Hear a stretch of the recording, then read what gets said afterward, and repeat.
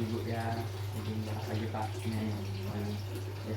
Jadi sesuai dengan janji kemarin ya, kalau hari ini saya akan kita evaluasi terkait intervensi atau tindakan yang saya sudah berikan kemarin, kan berupa ada penyuluhan terkait bagaimana sih pola hidup sehat, baik yang terkena penyakit, terutama kan ada ibu, nenek dan kakek yang sudah kena hipertensi ya.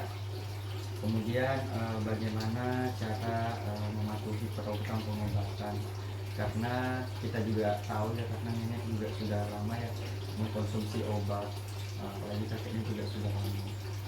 Nah, jadi di sini saya ada materi dengan tema hidup sehat dengan hipertensi dan kepatuhan untuk minum obat. Di sini mbak atau nenek kakek ada yang tahu kak hipertensi itu apa, masih ingat enggak? Hipertensi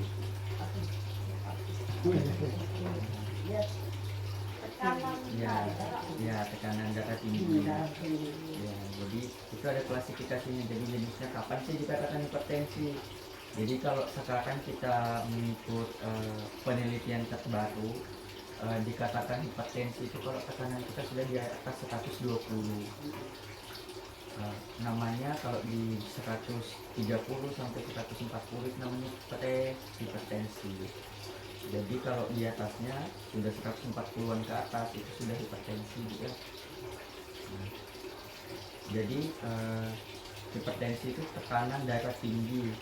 Jadi kondisi dimana kalau tekanan atau sakit jantung kita kan memompa darah terus tuh. Jadi tekanan darah tinggi itu dalam artian di saat jantung itu memompa darah pada titik tertingginya. Sampai mana sih dia batasnya memompa darah maksimalnya? Jadi kalau ada tekanan 220 berarti jantungnya itu bekerja ekstra buat memompa darahnya karena sampai setinggi itu. Nah, jadi hipertensi itu awal mula munculnya komplikasi penyakit lain. Jadi seperti stroke, jantung, itu awal mulanya kebanyakan pasti dari hipertensi. Makanya kenapa sangat perlu untuk dicegah atau diobati. Walaupun untuk sembuhnya kemungkinan itu sangat kecil sekali, tapi kita bisa mengontrol dengan apa? Dengan obat atau terapi non farmakologis yang ibu tahu. Contohnya kemarin seperti yang rendam kaki dengan air garam itu ya. Kemudian bisa minum obat-obatan herbal. Nah, jadi ditekankan untuk perilaku hidup bersih dan sehat. Jadi apa sih fungsinya itu PHBS atau perilaku hidup bersih dan sehat? Jadi untuk menjaga tubuh kita tetap sehat dan menurunkan risiko komplikasi penyakit lain tadi Bu, kayak stroke, kemudian jantung koroner. Kemudian caranya gimana? Seperti yang kemarin saya jelaskan ini. Yang pertama itu ada konsumsi makanan sehat Bu.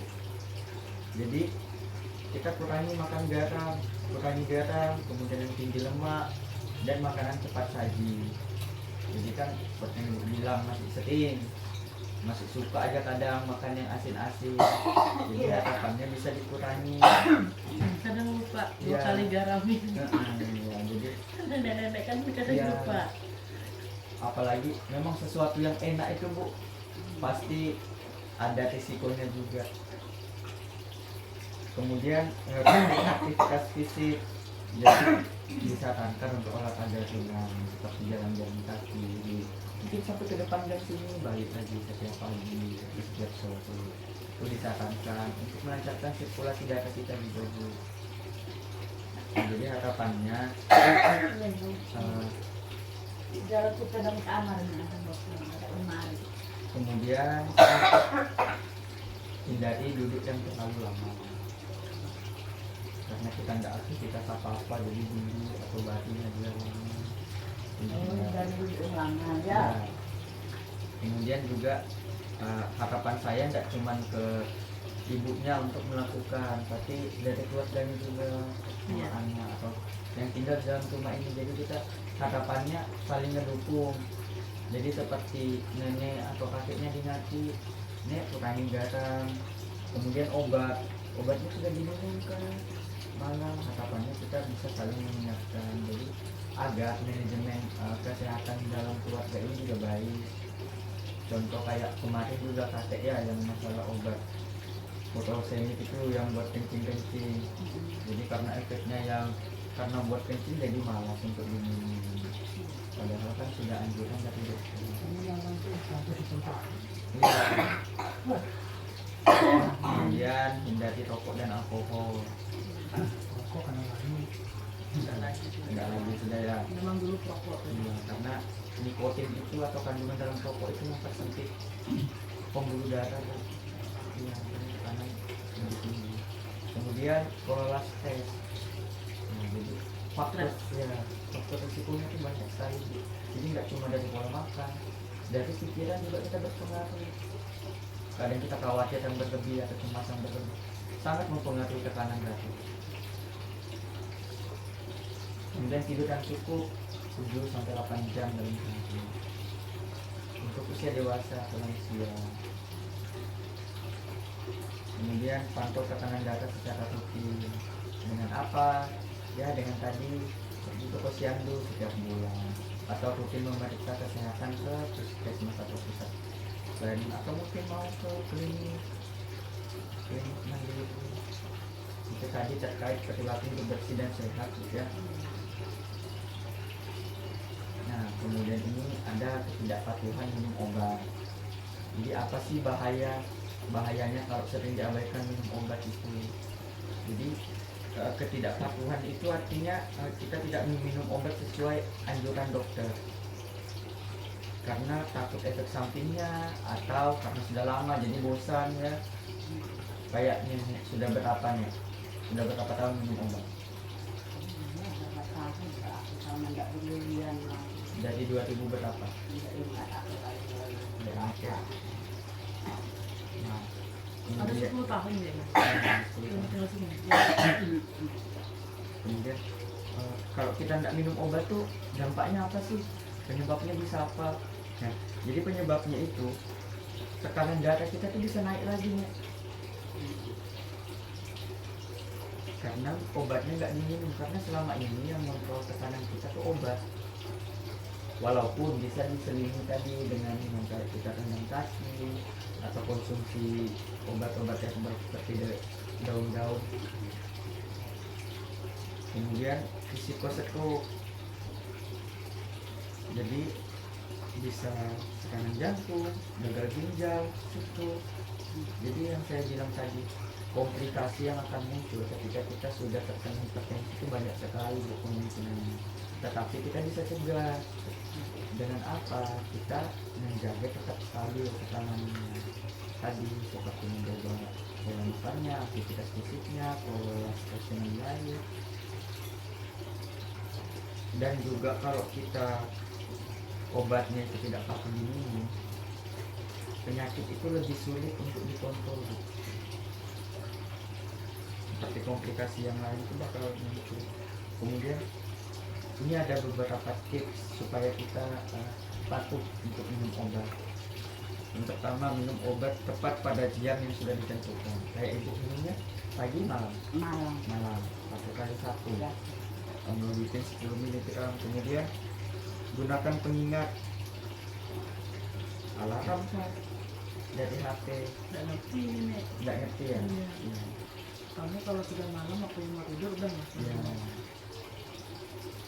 Tapi mungkin takutnya kan ada kedistraksi yang lain, entah kepikiran yang lain, jadi lupa kita nih untuk minum.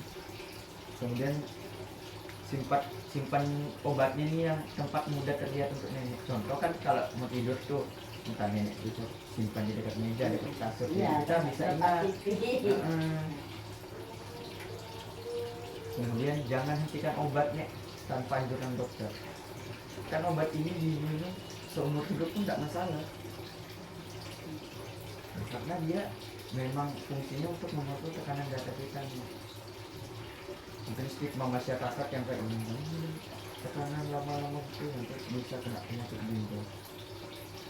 Sekarang kenyataannya malah kalau kita tidak minum obat itu, kita malah lebih mudah terkena untuk penyakit ginjal. Malam kemarin ya, aku mau makan obat batuk. Enggak minum aku dokter kanan karena tadi malam aku akali jarakkan jauh. Baru Iya, dibedain ya. jamnya. Jadi kalau waktunya itu bisa diam, contoh kita minumnya maghrib, mungkin misalnya jam 10 atau gitu. Kemudian nih, minta dukungan keluarga untuk mengingatkan seperti yang saya bilang tadi, sama anggota keluarga mau kakeknya kayaknya kan, anaknya kan. Jadi harapannya kita bisa saling mendukung. Sudah minum obat kan? Sudah minum obat kan? Jadi harapannya itu, jadi bisa saling mengingatkan untuk kesehatan keluarganya juga, karena sehat itu benar-benar mahal,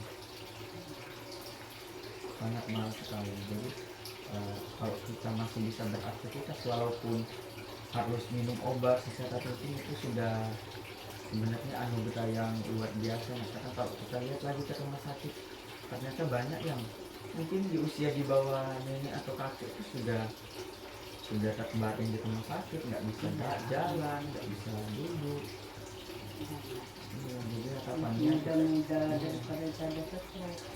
kita juga harapannya nggak cuma di obatnya aja diingatkan, tapi di pola makan, pola aktivitas. Contoh kalau ibu nih bawa anaknya nih jalan-jalan ke depan pakai kereta, ajak mama neneknya, nenek yang jalannya bagus tuh nek. Jadi kita sekaligus melatih aktivitas fisiknya, walaupun 15 menit 10 menit tidak apa-apa. Nenek sama kaitnya jalan. Nah, dari penjelasan tadi terkait pola hidup sehat dengan hipertensi dan ketidakpatuhan ini, ada yang masih kurang jelas kan? Ada yang bisa mengatakan? Jelas saja proses Jelas saja ya. tergantung kita aja lagi Ya, menjaganya. jadi harapannya setelah diberikan edukasi seperti ini, kita ada motivasi jadinya. Oh iya, saya harus minum obatnya secara tepat, makanannya juga saya harus kontrol. Mungkin kayak seperti kakek tadi, pusing kadang tengah hari, itu kan ada masalah kan di makannya. Jadi kayak bukannya kita contoh dalam hal makanan nih kita membeda-bedakan, ini buat nenek nih, buat yang hipertensi jadi nggak boleh makan ini, sedangkan kita mungkin mbaknya makan yang kayak Enak. jadi bukannya kita membeda-bedakan, tapi kita mengontrol. Jadi boleh nek makan tapi secukupnya. Iya. Tapi kalau kayak ini kita nggak berani apa-apa, nggak makanan kita beli gorengan gitu kan, nggak apa-apa nyantap kayak Iya. pisang goreng gitu. Kebetulan Nggak berani tapi Iya. tetap nggak mau. Jadi harapannya kita terutama makan tuh yang penting. Jadi kita saling mengingatkan nek, kalau contoh yang kayak ikan asin ya, saya tahu memang latar belakang keluarga Bugis itu memang kental sekali Bu dengan yang namanya ikan asin. Ya memang walaupun enak memang Bu, karena saya juga Bugis kan juga saya tahu. Bawa selera makan. Iya, Bugis, kuta itu kan asin. iya. Jadi harapannya memang yang enak-enak itu ya. Bisa keluarga ada sudah makan. Iya, kemarin kan sempat ngeluh sering obatnya udah biasa kita minum. Iya. Terus tuh tapi kok senyesek. Terus ditanya sama dokter, bapak perih. Bapak makan singkong. Wah, baru kemarin makan singkong, nggak boleh Pak ya. Habis itu, bapak makan kerupuk. Kadang-kadang nggak boleh lagi Pak ya. Minyaknya itu kita nggak tahu, orang berkali-kali sudah menggulirnya. Terus sama bapak jangan makan kecap. Nah bapak itu orangnya nggak bisa, nggak makan kecap, makan santan gitu. Apa gitu ya, pokoknya semacam-macam. Sayur asam kan atau apa, tetap pakai kecap. Jadi tapi sekarang sudah nggak lagi karena dokter sudah berapa bulan udah ini. Ya, jadi harapannya seperti itu ya Bu. Katanya itu. Jadi harapannya kita saling mengingatkan, kemudian anjuran dari petugas kesehatan sebisa mungkin diikuti. Jadi untuk apa? Karena kita juga ngasih edukasi, ngasih anjuran itu bukan karena kita mau ngebatasin pola makan dari pasien, bukan karena harus dibatasin, memang harus disiksa, enggak. Jadi itu untuk kesehatan, untuk kedepannya, supaya penyakit-penyakit yang lain itu komplikasi untuk timbulnya sedikit atau berkurang. Kemarin saya ada kasih anjuran makan tuh, masih ada di sini. Iya masih Masih. yang curhat. Ya, Terus jadi, yang bilang orang kalau terlalu banyak minum obat itu bikin penyakit ginjal itu kayak apa? Nah. Kayak bapak tuh kata bertoples-toples tuh. iya. Jadi kan obat itu ada klasifikasinya gitu. Kayak furosemid yang dia buat kencing-kencing, kemudian amlodipin untuk mengontrol tekanan darah, yang dikonsumsi berkepanjangan. Itu semua kan sudah sebelum diberikan ke pasien sudah dikaji terlebih dahulu, sudah didiagnosa oleh dokter. Jadi obat apa sih yang harus diminum dalam jangka panjang tetapi masih tetap aman. Nah, jadi dokter selalu ngasih obat yang sesuai dengan kondisinya. Contoh, kalau yang kita dosis tinggi dikasih tapi kan diminumnya enggak berkepanjangan. Mungkin kalau itu diminum secara berkepanjangan efeknya mungkin kemungkinan adalah ke ginjal, tapi karena dosisnya mungkin berbeda atau jenis obatnya kandungannya berbeda, efeknya juga beda. Jadi kita nggak perlu takut karena selagi kita anjuran dari dokter diminum untuk secara rutin, kemudian kakek juga kan masih rutin untuk kontrol ya.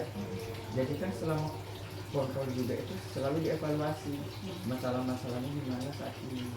Jadi kayak paling banyak ya yang saya dapatkan di masyarakat itu seperti obat tekanan, jangan minum obat tekanannya, nanti kena penyakit ginjal. Sekarang kita lihat yang memberi informasi seperti itu dia dapatkan dari mana. Contoh mungkin dia hanya mendengar nih dari keluarganya. Nah, sedangkan kita nggak tahu keluarganya itu gaya hidupnya seperti apa. Kan kebanyakan, oh saya sudah minum obat kok rutin, ya nggak apa-apa saya makan yang asin, makan yang ini. Dalam artian kita sudah berpatokan ke obat. Oh obat ini kan untuk mengontrol tekanan saya nih, jadi kan nggak apa-apa dong makan aja kan ada makan obatnya. aja kan ada obatnya. Nah, stigma itu atau pemikiran seperti itu yang kita harapkan bisa dihindari atau dicegah di masyarakat. Jadi jangan kebawa omongan-omongan yang katanya ini kemarin di keluarga itu sampai kena penyakit ginjal karena kita nggak tahu nih. Mungkin dia minum obat kalau tekanannya tinggi aja, kalau ngerasa pusing nggak diminum tiap hari.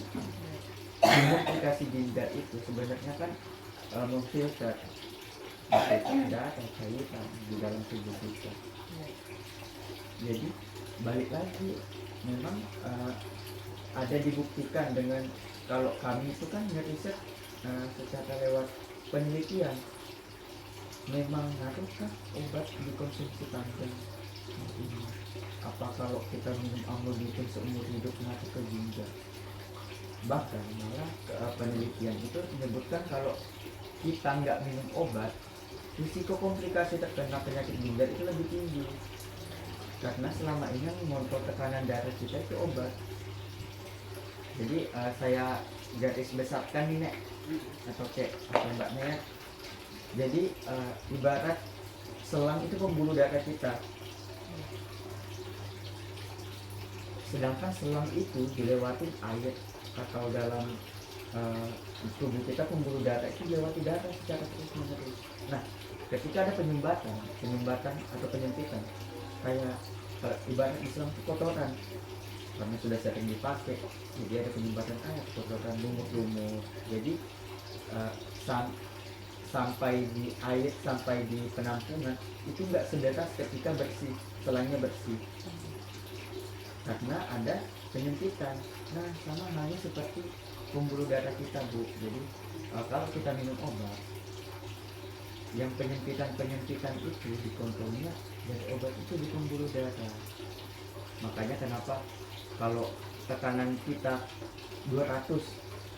Karena jantung itu kerjanya lebih ekstra, dia memompa lebih tinggi karena penyempitan dari saluran pembuluh darah tadi. Beda halnya kalau pembuluh darahnya lancar, dia mompanya nggak seimpor atau nggak sekuat yang 220, bisa jadi 130, 140 dia sudah mampu untuk menyiapkan seperti itu. Jadi kita jangan menyepelekan dengan obatnya ya, terutama juga keluarganya, kami harapnya saling mendukung karena itu juga kan buat kesehatan keluarga.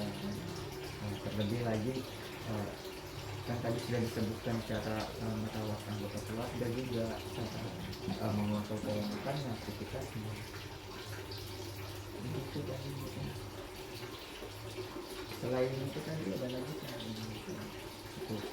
Nah kalau saya tanya tadi, makanan-makanan apa aja nih yang harus dihindari? Asin, kemudian ya lemak-lemak, kemudian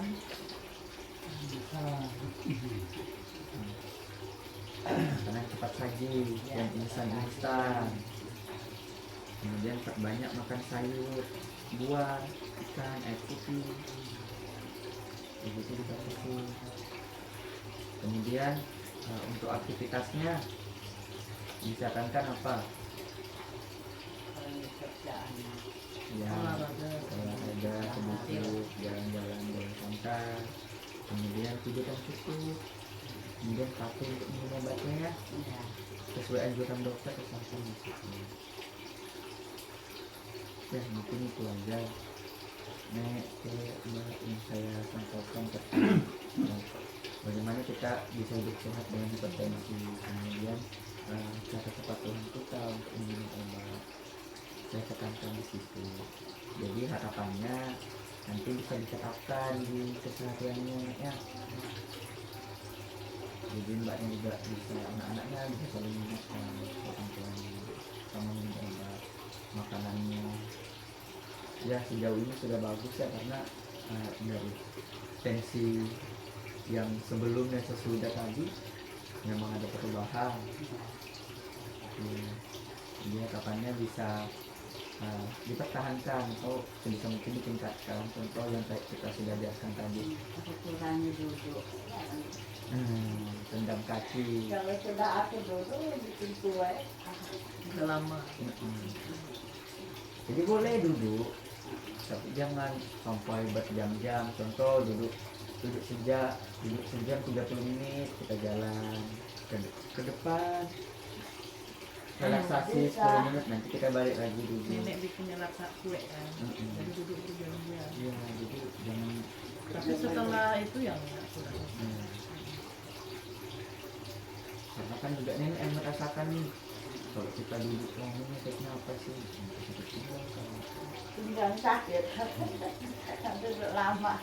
Berarti masih disimpannya itu ya? Iya. Yang lembar anjuran makan. Masih. Iya, nanti Iya, iya dibaca aja. Oh ini ternyata nggak boleh lah. Makanan apa aja nih yang bagus. Makanya anak-anaknya juga bisa saling dukung. hipertensi itu bisa juga keturunan. Ya, penyebabnya itu 50% itu keturunan, selebihnya dari hidup. Tapi kenapa bapakku aja tak pernah ke sana, mau terus. Anak tahu mama dari mama. Iya, aku nggak tahu. Yang paling Dari sering mamanya mama itu kita nggak tahu. genetiknya itu ke perempuan.